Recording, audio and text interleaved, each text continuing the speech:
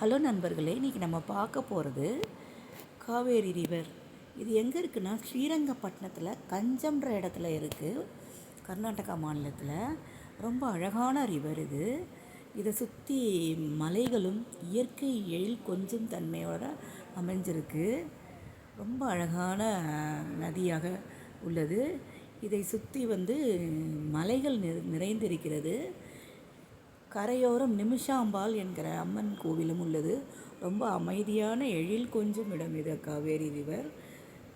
அந்த கோவில் பக்கத்திலேயே அந்த கரையோரமாகவே அந்த கோவில் அமைந்துள்ளது.